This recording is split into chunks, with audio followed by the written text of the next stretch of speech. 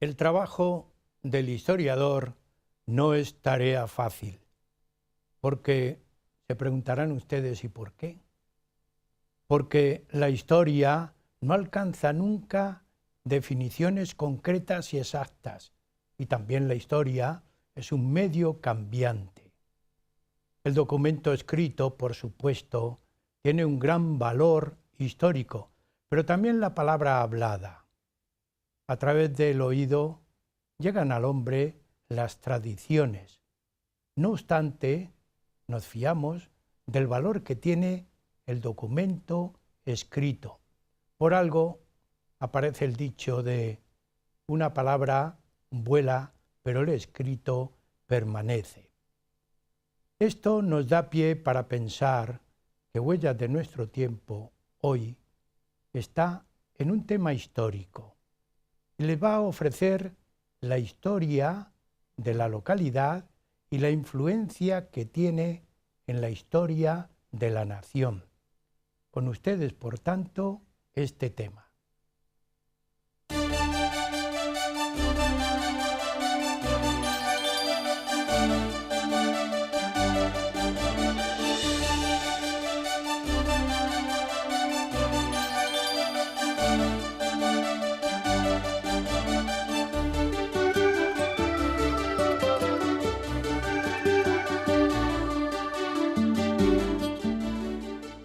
La historia es una pregunta al pasado.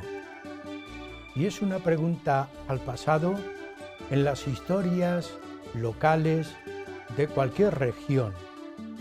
En esa historia local se da la base para poder mejorar, engrandecer y enriquecer la historia de una nación. Cuando nosotros pensamos en la historia local, lo mismo que pensamos en la historia nacional, las estamos relacionando, tienen una interdependencia una con otra. El programa Huellas de nuestro tiempo hoy les ofrece esta intimidad que tiene la historia local con la historia de la nación. Para tratar el tema, como siempre, tenemos a dos cofrades investigadores. Son don Francisco Gil Gallego y don Luis Martín Martín, que como siempre yo repito, esto es una muletilla de mi lenguaje, dándoles la bienvenida a los dos al programa, porque todos los cofrades responden a nuestra llamada y traen pues su investigación, su trabajo, su publicación. Esto es lo que le da variedad al programa, así que muchas gracias por haber venido y haber acudido a mi invitación. Don Francisco Gil Gallego es profesor de enseñanza secundaria de instituto, licenciado en Geografía e Historia por la Universidad Complutense de Madrid y es investigador de toda esa historia moderna que tiene la provincia de Toledo, muy rica, enriquecida en cada una de sus pueblos y localidades. Don Luis Martín Martín, maestro primero, después profesor de enseñanza secundaria, licenciado en Geografía e Historia, ha acudido al programa en otros momentos con temas de educación. Hay que alternar. La historia, yo estoy convencido, en sus documentos escritos, pero también en las tradiciones, ha de tener, yo diría, un motivo educativo para todos los que leen y escuchan, porque la historia es una maestra, la maestra de la vida, la maestra de los pueblos. Así que con don Luis Martín hemos conjugado la educación y la historia. Es investigador de una zona de Toledo muy rica, en tradiciones, en cultura, los Montes de Toledo. Él ha estudiado la semántica, él ha estudiado las tradiciones, la cultura, la historia de toda esa época del siglo XVIII, en eso que llamamos los Montes de Toledo, la zona de Montes de Toledo. Pues bien, con esta presentación nosotros iniciamos nuestro tema. El tema lo titulamos La historia local, la influencia y la repercusión que tiene en la historia de la nación, en la historia nacional. Yo pensando en el tema siempre pienso un poco, digo, el siglo XX es rico en archivística, ¿verdad? Muy rico. Muy rico porque está recogiendo todas las tradiciones anteriores de los siglos anteriores. Pero a mí me llama la atención cuando yo escucho tradiciones de los pueblos, de la historia local de los pueblos, y os hago una pregunta previa. En los pueblos ha habido historia, aunque no haya sido escrita anteriormente al siglo XX. ¿Cómo se ha manifestado esto? ¿Cómo se ha ido enriqueciendo incluso esa historia? ¿Y cómo no se ha perdido algo? Luis y Paco, ¿cómo? Bueno, pues vamos a ver. Hasta el siglo XX es verdad que las fuentes documentales son las principales. Esas fuentes documentales están en los archivos. Pero también hay tradiciones, también hay el boca a boca, que ha ido pasando de generación en generación, aunque a veces ese boca a boca ha tergiversado la historia, ¿verdad? Yo, por ejemplo, me he encontrado sobre el origen de una ermita que decían que era un santo, el titular, porque, yo qué sé, curaba las afecciones de tal o cual cosa. Y sin embargo tenía mucho que ver con las plagas de langosta. Quiero decir que incluso las tradiciones a veces, pues, con el paso del tiempo, han ido tergiversando realmente el origen real de las cosas. Pero fundamentalmente son los archivos, son las fuentes, luego ya en el siglo XIX, fuentes periodísticas, etcétera, las que nos dan a los historiadores un campo maravilloso para poder investigar, para poder trabajar en la historia de tal o cual pueblo. Yo, Luis, antes decía que la historia es la pregunta al pasado. Pues si yo tuviera que ir a un pueblo, me encontraría con el pasado preguntando. Así es. Cuando has comentado que la historia es la maestra de la vida, efectivamente es así, porque la misma vida, a medida que va pasando el tiempo, pues ese tiempo de alguna manera ya va haciendo historia. Y cuando uno se acerca a una localidad, a una comarca, pues realmente las tradiciones, pues las costumbres, son también importantes aunque no estén escritas, porque claro, no siempre hay la documentación que un historiador necesita, pues para poder basarse en coger datos y para poder elaborar esa historia local o comarcal. La historiografía, en este caso local, pues comenzó a tener su importancia, sobre todo a partir del último cuarto del siglo XX. Esto se debió a varios factores, entre ellos pues pueden ser políticos, científicos y también institucionales. Hablando de las instituciones, contribuyeron pues sobre todo cuando las localidades o las comarcas, sobre todo cuando pues comenzó la elaboración de las autonomías, pues estas instituciones locales sobre todo fueron buscando legitimarse al margen del conjunto español. Sí, sí. Ayudaron entre estas instituciones mucho a algunos organismos, entre ellos principalmente las universidades, ¿no?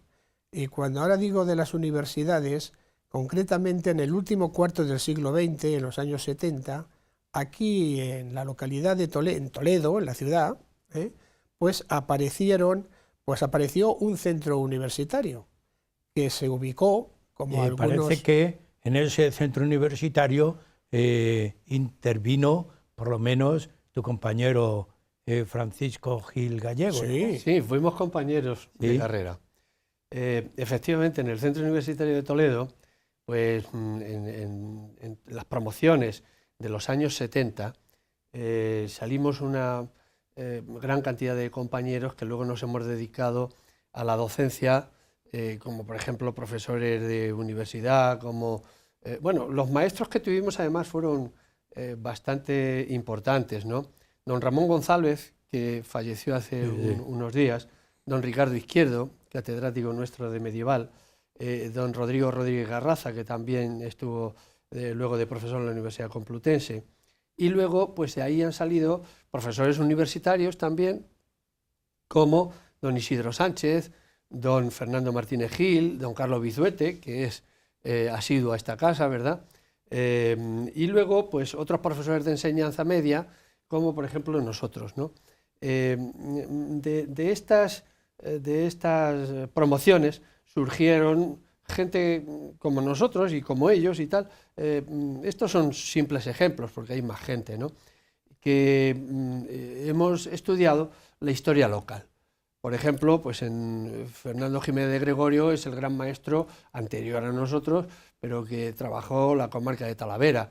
O Julio Porres, no olvidemos las calles de Toledo, ¿verdad? La historia de las calles de Toledo.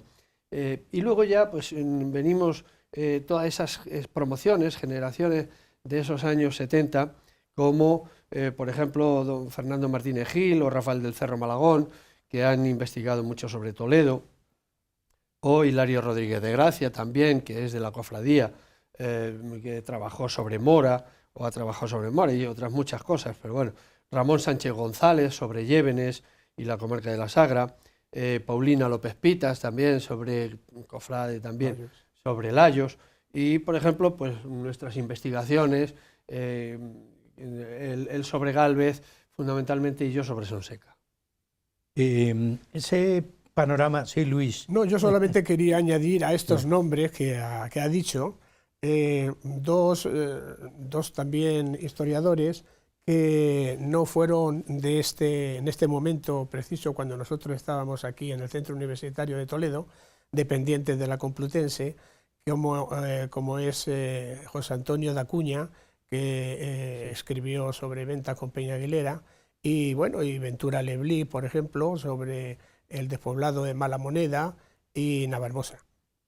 Bien, pues con esa panorámica introductoria, vamos a, después de los ejemplos, a plantear cómo se investiga, qué documentos, qué medios de investigación tiene un historiador, porque si no mira al pasado, la historia no se inventa. Yo diría, os digo una palabra de uno que no es historiador, se interpreta. ¿Es más correcta decir la palabra interpretación de la historia? Sí, tiene que haber, es una interpretación o hacer una correspondencia, ¿verdad?, entre los datos que el historiador saca, claro, y lo que es la teoría, ¿no? Esa es de alguna manera la interpretación. Es decir, que recoge el dato, recoge los datos, el documento, ajá, y da su versión. Interpreta. Eso es importante, ¿no? Claro, da su versión, pero eso sí, sin mentir. Objetivamente. Objetivamente o empíricamente, ¿no? El historiador, cuando inicia su consulta en las fuentes, va a la caza de esa información empírica que decimos por la observación, ¿no? Pues para hacer, de alguna manera, aplicable y explicable un determinado lugar o una determinada comarca o provincia en un espacio y en un tiempo determinado, ¿no? Porque hay que hacer el estudio de alguna manera y decir, bueno, pues sobre el siglo XVIII, o el XVII, o el XX, o el XIX. Entonces, esa es la cuestión. Lo que pasa es que cuando se va a investigar en los archivos, algunas veces tú tienes una idea preconcebida de lo que quieres hacer y luego te encuentras con la documentación escrita y no hay tanta documentación o nada de lo que realmente... Y hay que basarse en datos. Luis y Paco, cuando se investiga no es lo mismo utilizar toda la documentación, el documento escrito que existe en una localidad pequeña, como ir a la Biblioteca Nacional. Nosotros nos vamos a centrar fundamentalmente en la provincia de Toledo, en localidades pequeñas. ¿A dónde vais? ¿Cuál es la primera visita que se hace en una localidad pequeña? Aunque sea Toledo, también. Bueno, donde lo primero, claro, es acordarte que existen principalmente dos archivos, ¿no? Que son los archivos municipales, los del ayuntamiento, y los archivos parroquiales, los de la parroquia. Estos archivos, estos dos son básicos y fundamentales. Los archivos municipales realmente pues se encuentran bastante... Bueno, me estoy recordando que la persona responsable, vamos a decir el archivero, ¿no?, oficial de todos los ayuntamientos, pues recae, como sabemos, en el secretario. No como en las ciudades, en donde hay, como en el caso de Toledo, pues hay un archivero o dos realmente que se dedican pues a llevar registrado todas las cuestiones. Con especialidad archivística, diríamos. Claro, diríamos. con la especialidad archivística. Entonces, estos archivos municipales son muy interesantes, sobre todo pues para conocer la sociedad. Y entonces, claro, ahí aparecen pues una cantidad de cosas relacionadas con sentencias, reales órdenes, cartas de los vecinos, en fin, una serie de cosas realmente muy interesantes. Y entonces tengo que mirar, porque en el caso concreto de Gálvez, a la hora de estar mirando los acuerdos, pues nada menos que en el año 1663, el día 24 del 8, pues se llegó al acuerdo que la fiesta del patrón San Agustín pues tenía que ser o celebrarse el 28 de agosto. Y claro, es lo que tiene la historiografía local, que uno estudia el detalle, va como con un microscopio, con una lupa a ese detalle, que si nos vamos a la historia general, sí, pues realmente esos datos no... son más amplios o por lo menos sí, más relacionados con otros acontecimientos. Eso es. Pero también las parroquias, ¿verdad, Paco? Sí. Las parroquias ofrecen muchos datos. Sí, los archivos parroquiales son muy importantes. Por ejemplo, hay algunos archivos que ya empiezan a partir de 1540, algunas partidas de bautismo. Pero es a partir del Concilio de Trento cuando se obliga, se pide a las parroquias que lleven a cabo el registro de los niños bautizados, por lo tanto los libros de bautismo, los de defunciones y los de matrimonios. Entonces es una fuente valiosísima para el estudio demográfico del pueblo, ¿no? Y además se pueden encontrar sucesos importantes, porque por ejemplo si en los libros de defunciones aparecen, yo me encontré en el archivo de Villacañas un libro entero dedicado a niños muertos, es decir, en un año un libro entero de niños muertos, muchos que los dejaban, los llamaban los niños de la piedra, a la puerta de las iglesias por la mañana, y que se hacía cargo de ellos la iglesia, y otros pues que como consecuencia de alguna epidemia, pues había muchísimos, ¿no? Quiero decir que los estudios demográficos en los archivos parroquiales son muy importantes.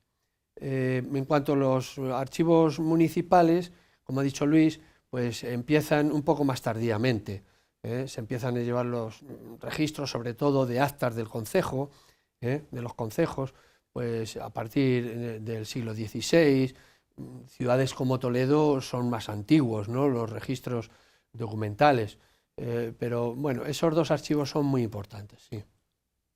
No, yo solamente quería añadir a lo que ha comentado Paco, que los archivos parroquiales son un auténtico tesoro, ya no solamente los que están en la parroquia, ¿no?, en la localidad, sino realmente toda la cantidad de documentación que tiene el clero en los archivos, porque claro, los más antiguos pues son de la época monacal, de la época de los monasterios, de los conventos, y luego ya surgió, como ya ha comentado él, a partir del siglo XVI. Luis, ¿te refieres a los archivos que recogen documentos de toda una diócesis. Bueno, sí, efectivamente, ¿no? Y no solamente, claro, de una diócesis, además de órdenes religiosas, luego también de centros educativos, porque también la Iglesia, cuando la educación no estaba, como sabemos, con la responsabilidad del Estado, pues lo tenía la Iglesia. Entonces, estos archivos pues arrojan una cantidad de documentación estupenda. Y luego, sobre todo, los inventarios.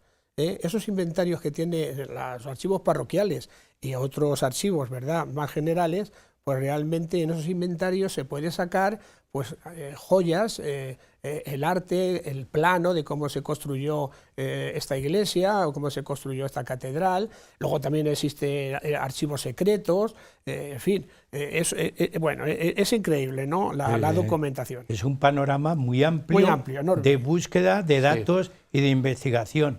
Es decir, el historiador tiene ahí un campo amplio, ¿no? Sí, sí, muchísimo. Y sus fuentes, ¿cómo podríamos denominar estas fuentes? Si quieres estudiar en profundidad la historia de un pueblo, tienes muchísimas fuentes a las que acudir, porque hay mucha documentación distribuida incluso por todo el territorio español.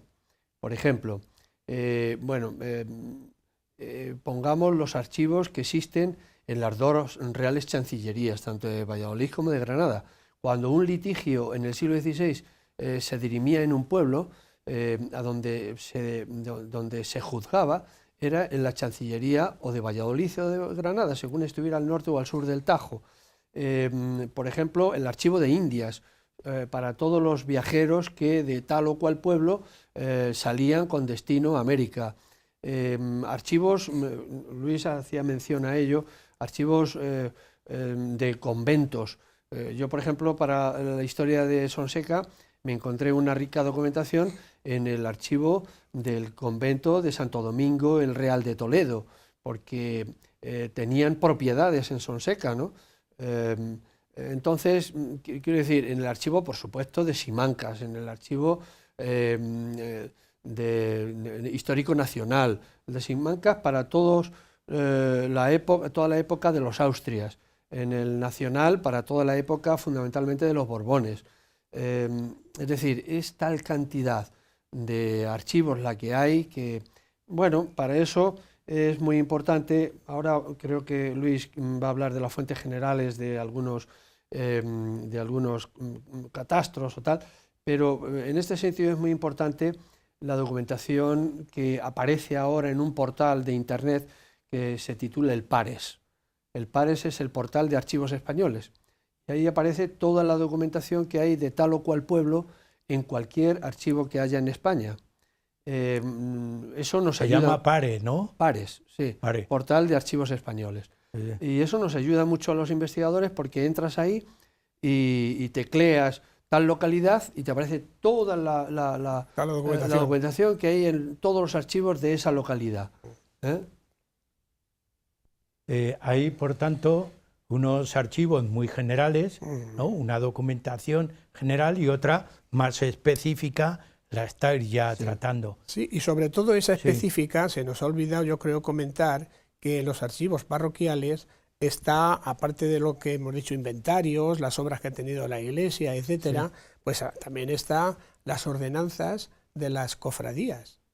Y entonces muy importante eso, que es muy importante. También, mira, nosotros somos de una cofradía, pero no tiene, claro, nada que ver con las cofradías de aquella época, en donde te viene... Hay cofradías de ánimas que son de toda época histórica. No, por y luego ejemplo. además, claro, en aquella época, en los siglos anteriores, con una mentalidad muy fuerte en el sentido religioso, pues realmente, por ejemplo, en el caso de Gálvez, había ni nada más y nada menos, un pueblo que a lo mejor pues, no tiene más de 3.000 habitantes en aquella época, menos todavía, pues tenía 8 cofradías. Sí. 8, sí, nada más y nada menos. Que allá por el siglo XVI, XVII en Toledo había más de 100. A don Ramón González se lo he escuchado yo eso. Más de 101 cofradías existía en Toledo. Más las capellanías, que había capellanías. Y las obras pías. Y las obras pías. Y bueno, todo esto también está recogido aquí en el archivo diocesano. Es decir, todas las ordenanzas de las cofradías están en el archivo diocesano. Otro archivo también importante es el archivo de la catedral. También hay documentos de Claro. los pueblos y tal. Y quiero decir que es tal la cantidad de documentación que puede haber de un pueblo. A mí me hacía mucha gracia cuando en Sonseca había mucha gente que decía, ¿estás estudiando la historia de Sonseca? Pero si en Sonseca no hay historia. ¿Y dónde la hay? Hombre, en Orgaz. Pero bueno, ¿por qué? Pues porque, Todos los pueblos tienen historia, Claro, pienso yo. todos. claro, todos, por muy pequeño que sea, ahí ha habido unos habitantes que han llevado a cabo un devenir de su vida, que han producido la historia de ese pueblo, de esa localidad. Pues claro que es estudiable y muchas veces te llevas sorpresas muy grandes con datos que dices, ¿cómo de este pueblo concreto puede haber salido este dato? Fíjate, pues tal artista era de este pueblecito y no lo sabíamos. Eso demuestra la originalidad que tiene cada persona, que lo transmite en la localidad donde ha nacido, donde vive o donde se proyecta. Claro. Bien, llegamos a la mitad del programa, Luis. Pero bueno, no te preocupes, todavía nos queda una segunda No parte. me preocupo nada más, que se me ha pasado el tiempo volando. Sí, Bien, hacemos un descanso y seguiremos nuevamente en la segunda parte, partiendo de esta idea general que hemos planteado. Hay antecedentes amplios, pero también muy concretos, de conocimiento de cada localidad. Amigos, también a ustedes, animarles a que continúen con nosotros en el programa Huellas de nuestro tiempo.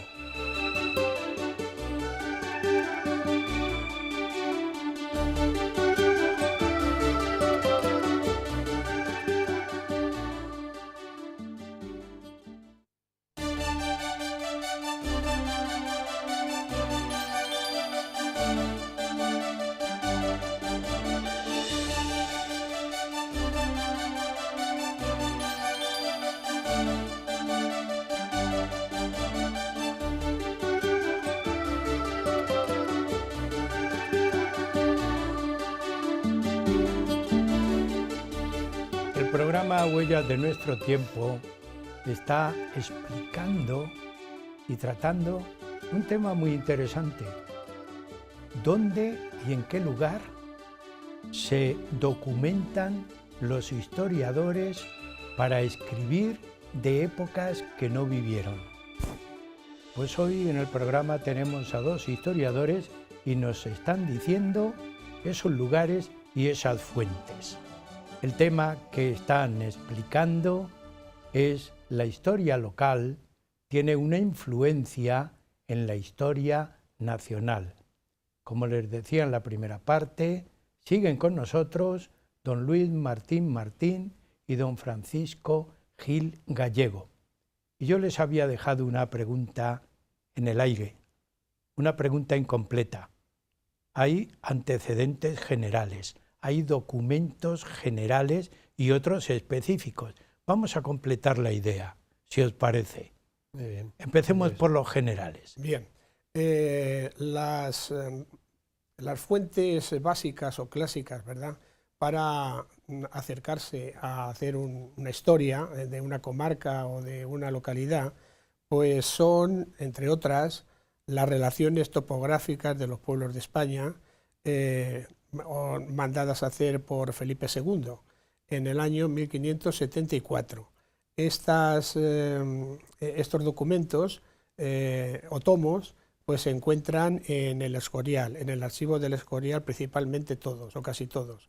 Y Felipe II, en su afán de centralizar, necesitaba hacer un recuento de las tierras, de sus gentes, y claro, estas son 24 preguntas, son 24 interrogatorios que se las mandó hacer perdón, a los párrocos, ¿no? Y tenía que hacer, de alguna manera, estos párrocos tenían que hacer pues una labor de campo, porque claro, era un interrogatorio, un pregunta a pregunta, y bueno, pues estas preguntas pues todas tienen, algunas de ellas pues aspectos sociológicos, otros económicos, otros demográficos, otros geográficos, pero en concreto os voy a leer en la pregunta 17 de las relaciones de Felipe II, en el caso de Gálvez, de la localidad de Gálvez, dice así: cuando Carlos V se quiso retirar y dejar los reinos a su hijo Felipe, mandó al maestro Esquivel, catedrático de matemáticas en Alcalá de Henares, para que buscase un lugar sano, cuando llegó el momento de su retiro. Esquivel señaló primero la villa de Gálvez y el segundo Yuste. No se aceptó Gálvez porque estaba la corte, estaba en Toledo, estaba muy cerca de Toledo. Y claro, no quería que le molestasen con visitas, ¿no? Bueno, no tiene mucha importancia. Hubiera sido maravilloso que se hubiese quedado allí, ¿verdad? Porque entonces esta localidad hubiese subido más, pero no deja de ser curioso, ¿no? No deja de ser curioso. Luego tenemos, por otro lado, otra fuente clásica que es el catastro de Ensenada, en el año 1750, y fue ordenada por el rey Fernando VI.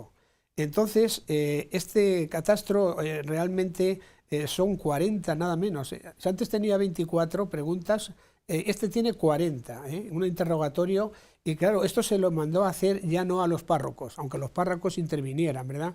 Principalmente a las autoridades de justicia o jueces que había en las localidades. Y es una minuciosa averiguación a gran escala del número de habitantes, de las propiedades, de las fanegas que tenían, de lo que producía cada fanega, de las medidas, de los ganados, de los oficios, en fin, incluía incluso también hasta características geográficas. Hablando de censo, cuando hablamos, por ejemplo, de demografía, pues es importante también tener en cuenta el censo de Campo Florido en el año 1712 al 17, que realmente este censo fue bastante incompleto, pero bueno, fue el primero, algo es algo, ¿no? Y realmente se hizo pues para repartir impuestos a las personas que estaban en ese censo para la Guerra de Sucesión Española. Por otro lado está el censo de Aranda, en el año 1768, que este sí se encomendó a los párrocos, ¿no? Y realmente pues fue una verdadera, una exhaustiva y verdadera información sobre la edad, el sexo, el estado civil de estas gentes. Luego está, no se nos puede olvidar, el censo de Floridablanca, el año 1787, que este sí que ya fue ordenado por Carlos III, por el rey Carlos III, y es mucho más riguroso. Y se envió a los alcaldes, ¿no?, para que dieran información exacta de la situación económica, de la unidad familiar, etcétera, etcétera. Pero este censo de Floridablanca no tenía una información fiscal, sino simplemente era pues, para conocer, la finalidad era conocer de verdad la población en España. Estoy recordando que concretamente en esta época, para nosotros dar una vuelta de comparación entre los millones de población que tiene hoy España y en aquella época, pues en aquella época tendría España alrededor de algo más de 10 millones de habitantes. Y por último, tenemos las descripciones del cardenal Lorenzana de 1782 a 1787, que en este caso fueron 14 preguntas, también encomendadas a los párrocos, vaya paciencia, ¿verdad? Sí, sí. En aquella época para ir de alguna manera, bueno, esto se mandó a la diócesis de Toledo, al arzobispado de Toledo, pues para responder a estas preguntas. Y aquí pues también hacen una información exhaustiva del lugar, de los cultivos, de la ganadería, del clima, las enfermedades, incluso en algunas ocasiones los párrocos, pues verdad, ponían algunas opiniones, y hay una en concreto que con mucha frecuencia lo repiten, y dicen que la población castellana tenía por costumbre básicamente en su alimentación comer pan, migas y sopas. O sea que en definitiva la alimentación básica podemos deducir que era pan más pan. Bueno, pues vamos a seguir, Luis, después de esa exposición tan exhaustiva que nos has hecho. Hay otros documentos más específicos. Sí. Ya Paco nos había citado el PARE. Sí. Ya, independientemente de toda la documentación que hay en esos archivos nacionales, hay unos archivos que son riquísimos en la historia, para hacer la historia local de un pueblo, ¿no?, que son los protocolos notariales. Los protocolos notariales están aquí, de la provincia de Toledo, aquí en la calle Trinidad, al lado de este edificio. Allí está el Archivo Histórico Provincial de Toledo. Cuando veníamos le comentaba yo a Luis, digo, cuidado la cantidad de horas que he estado yo aquí y no había día que no sacara un documento interesante, no sacara algún dato interesante y me fuera yo tan contento por lo que había sacado, ¿no? Bueno, estos protocolos notariales son los escritos que realizaban los escribanos, tanto escribanos públicos como escribanos de número o de ayuntamiento también. ¿Qué funciones tenían? Pues más o menos lo que hoy hacen los notarios y lo que hoy hacen los secretarios del ayuntamiento. Es decir, levantar actas de, pues por ejemplo, de los testamentos, las particiones de bienes de las familias, las dotes de las mujeres a sus maridos, que a veces eran rechazadas por los maridos, esas dotes porque les parecían pequeñas. Bien, contratos de compraventa de una tierra, de una casa, lo que fuera. Contratos de artistas con artistas, es decir, si iba un artista a hacer un retablo para el pueblo, pues allí lo registran, la escritura de obligación de tal artista, entregar tal retablo de esta manera y conforme a este precio, etcétera, etcétera, ¿no? Bueno, por lo tanto es importantísimo. Hechos delincuenciales también, es decir, los delitos que se cometían en el pueblo, los accidentes que se cometían y de los que había que levantar acta el escribano. Los acuerdos y los exámenes de los gremios también. Yo me he encontrado muchísimos exámenes del gremio de tejedores, como Sonseca tiene una importante industria textil, del gremio de tejedores, del gremio de cardadores, de tintoreros, etcétera, multitud de exámenes que realizaban los maestros a los oficiales. Bien, luego también litigios entre agricultores y ganaderos, porque ha pasado un ganado y me ha atropellado, me ha pisoteado la cosecha, y pues también se quejaban y acudían a dilucidarlo y a que diera fe el escribano. Los delitos inquisitoriales también, que en principio también tomaba nota, daba acta el escribano y luego, dependiendo de si era más o menos importante, ya pasaba aquí a la Inquisición, sí, a Toledo, ¿no? Bueno, y por supuesto también las actas del concejo. He dicho antes que también los escribanos hacían de secretarios de ayuntamiento.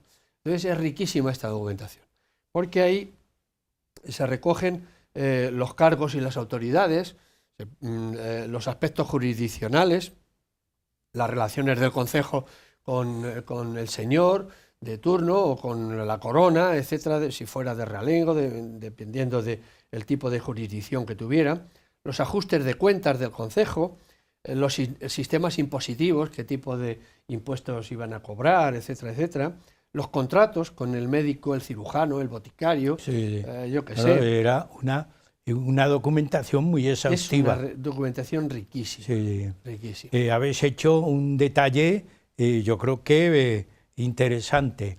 Solamente citarlo, pero también hay una prensa escrita. Sí. Eso ya es más moderno. Claro. ¿Qué se utilizaba? Vamos a centrarnos, para que no sea nacional, un poco en la provincia de Toledo y en Toledo. Sí. ¿Qué prensa se utilizaba, Luis, Paco? Sí, pues por ejemplo, a partir del siglo XIX, que es cuando empiezan a aparecer la prensa escrita, los periódicos, etcétera, las revistas. Por ejemplo, el Boletín Oficial de la Provincia, es muy interesante. Por ejemplo, para estudiar las guerras carlistas, porque ahí en el Boletín Oficial de la Provincia se recogían todo este tipo de datos. El castellano gráfico, el diccionario de Madoz, La Opinión, el diario La Opinión, La Provincia, la revista Toledanos. Sí, algunos ha llegado a nuestros días, ¿no? Claro, sí. El boletín oficial o la provincia llega. Sí, el Toledanos, que por ejemplo era la mitad en castellano, la mitad en inglés, porque se compatibilizaba con el Toledo de Ohio. Entonces la revista salía la mitad en castellano y la mitad en inglés. El Alcázar, por ejemplo. En fin, ahí ya... Nada, solamente añadir al siglo XIX, como estamos hablando, que realmente hay un archivo que yo creo que no se ha comentado ya en el siglo XIX, que es cuando se formaron las diputaciones provinciales. Claro. En las diputaciones provinciales pues comenzaron, como se sabe, a principios del siglo XIX, se fueron difundiendo y ahí en los archivos de las diputaciones provinciales existe también una documentación muy rica. Sí. Y estoy acordándome que una profesora de Castilla-La Mancha hizo una tesis inédita, muy curiosa, sobre los niños expósitos. El título en concreto de esta tesis que leyó, ella se llama Noelia Martín Espinosa y se llama, vamos a ver cómo era, Madres que abandonan, los niños expósitos en la inclusa de Toledo, etcétera, etcétera. Bien, Es decir que... en esta última parte del programa, después de esta exposición tan rica que habéis dicho, yo creo que nos vamos a centrar, si os parece, en dos localidades más concretas de la provincia de Toledo. Podíamos hablar de todos, Madridejos, Villacañas, Quintana de la Orden, Vargas, pero vamos a centrarnos en dos próximas a Toledo, Gálvez y Sonseca. Hemos elegido entre todas estas dos.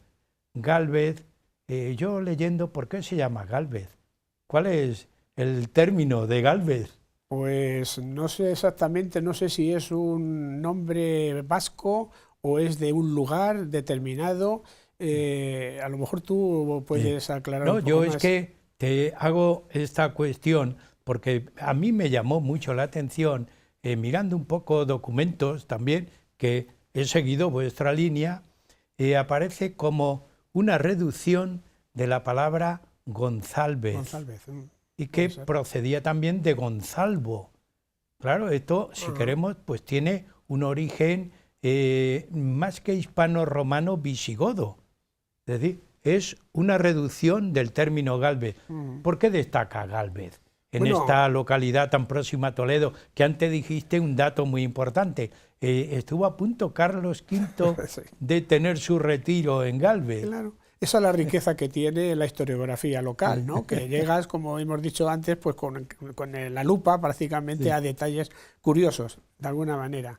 Bueno, Gálvez, los orígenes de este pueblo, realmente lo que se sabe es que está situado en la vía romana que había entre Mérida y Toledo. Los asentamientos más antiguos, en la época de la prehistoria, surgieron alrededor del río Torcón. Luego después pasaron al Puédrega también, esa sierra, una pequeña sierra que hay, unos montículos, ahí también hubo un asentamiento y bueno, pues se han encontrado incluso algunos restos de alguna presa romana, muy poco, pero realmente esos fueron los orígenes. ¿Por qué se distingue el pueblo? La localidad. Bueno, en los archivos vendrá algo. Sí, sí, claro. Hombre, realmente esta localidad, realmente a mí me sorprendió en un principio porque pertenece al era un señorío jurisdiccional y era jurisdicción de la Casa de Montalbán, de la Puebla de Montalbán. Sí. Ahí se encontraba esta casa los duques de Uceda o condes de Montalbán. Y claro, realmente... ves que este señorío jurisdiccional, los señores tenían ocasión de poder cobrar a sus habitantes una serie de rentas a través de los impuestos que había en aquella época, como se llamaban las alcabalas, los cientos, los millones. Ahí tenemos en el régimen señorial por los tipos de señorío que había. Yo estoy hablando del de Gálvez, pero también existían los de realengo, o también existían los eclesiásticos, ¿no? Y luego dentro del señorío existía o bien el solariego o el jurisdiccional. Además es curioso porque este señorío se sabe que era el más significativo de la provincia de Toledo, porque estos señores llegaron a tener miles de fanegas, no sé si recuerdo así, unos 26 o 27.000 fanegas, y tenían la jurisdicción en 10 localidades, en 10 pueblos, y en 4 despoblados, que lo podemos decir un poco después, ¿no?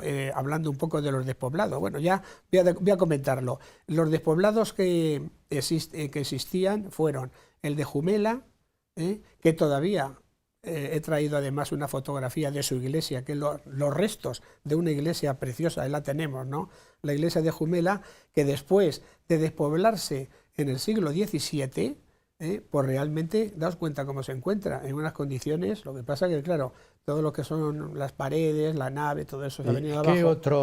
¿Qué otros? Y luego también hay a unos 5 o 6 kilómetros, existe unos restos de un castillo medieval de la época del siglo entre el XII y el XIV, Pero que tenía... que hay poco, ¿no? Quedan unos restos, que yo creo Sí. que la fotografía también está por ahí, en donde solamente quedan 3 torreones, y sí se sabe que alrededor o muy cerca de este castillo estaba otro despoblado que se llamaba el de Corral Nuevo. De este despoblado se sabe muy poco. Es curioso además que este castillo se encuentra en el camino que va a Melque, a Santa María de Melque, Sí. que como vemos ahí Que en ahí la la foto, tenemos, es de los Santa pocos restos María. visigodos que nos han quedado en España, ¿no?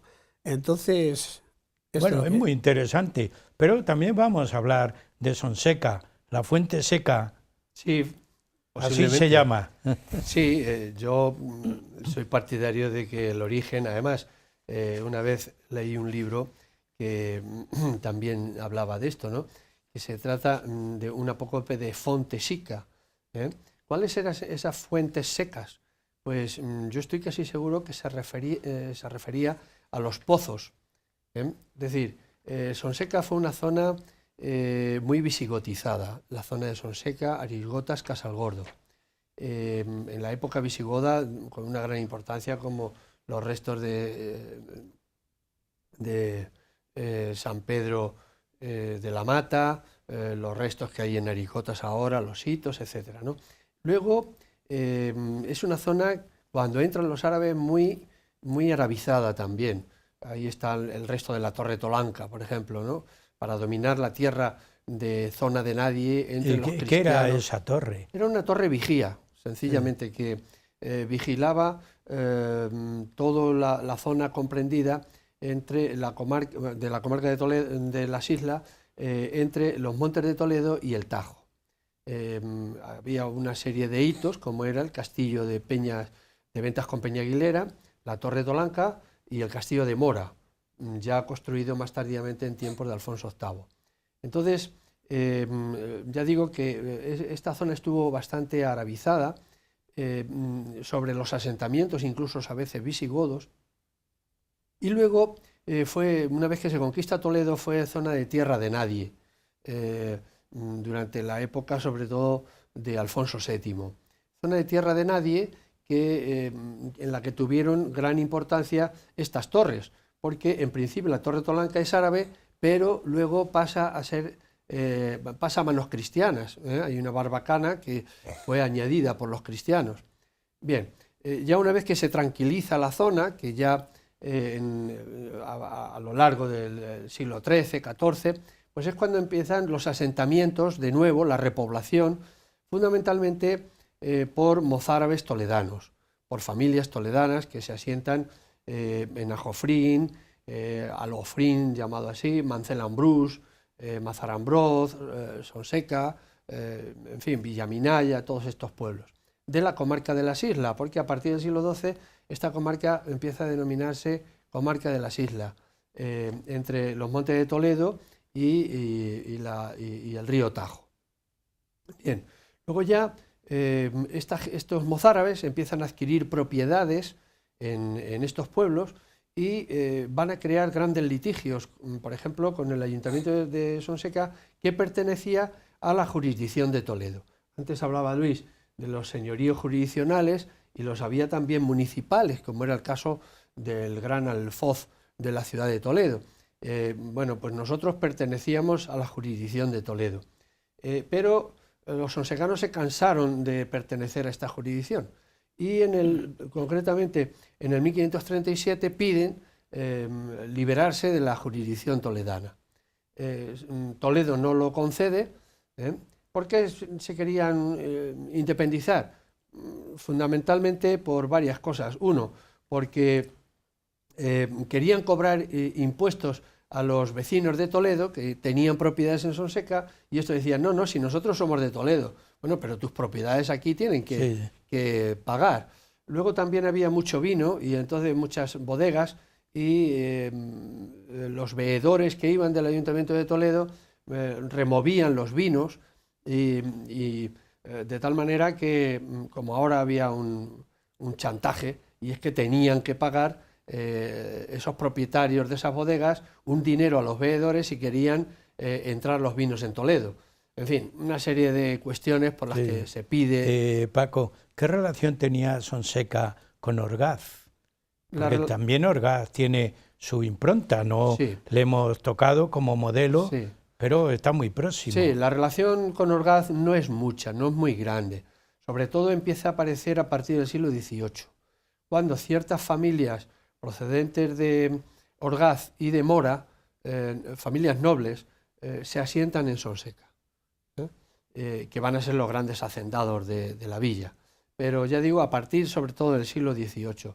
Anteriormente no había grandes relaciones, porque Sonseca era industrial fundamentalmente, del tipo doméstico, de la industria textil y tal, y Orgaz era más bien, estaba más bien dedicada a la agricultura.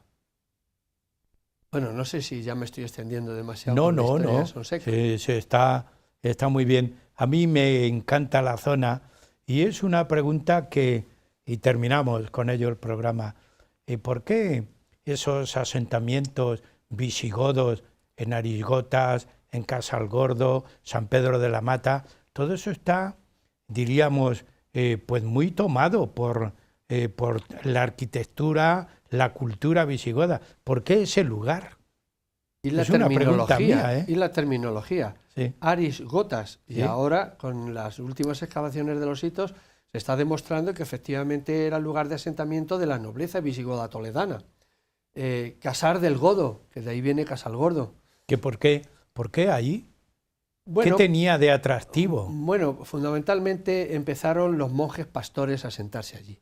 Es decir, era una zona con un gran bosque mediterráneo y entonces hubo, a raíz de la conversión de Recaredo en el Tercer Concilio de Toledo al catolicismo, que muchos de estos monjes se fueron a vivir a esta zona de los Montes de Toledo, como también a la Molena que antes citaba Luis. Eso es donde comienza el lugar de atracción luego de la población visigoda, ¿verdad? Que incluso se asienta en algunas villas, como la villa de la Mezquitilla, de origen romano. Es decir, que los visigodos también reaprovechan las villas y las tierras de las vegas ricas de los arroyos también para asentarse y cultivar sus tierras. Muy bien, llegamos al final del programa, aunque haya sido un poco rápido, pero nuestra aspiración de exponer las fuentes que tiene el historiador para buscar sus datos y bueno, como modelo, dos lugares, dos localidades toledanas que también históricamente pues tienen su documentación, ¿eh? Y vosotros habéis visto cómo es esa documentación. Yo os agradezco la presencia en el programa y que sigáis investigando, porque la investigación no para, ¿verdad? No. La historia tampoco, maestra de la vida. Pues con esa idea terminamos el programa. Luis, la historia, maestra de la vida. Y también el programa Huellas de Nuestro Tiempo quiere ser maestra, maestro el programa, para conectar con ustedes, porque en la comunicación se aprende y se enseña. Muchas gracias y hasta el próximo programa.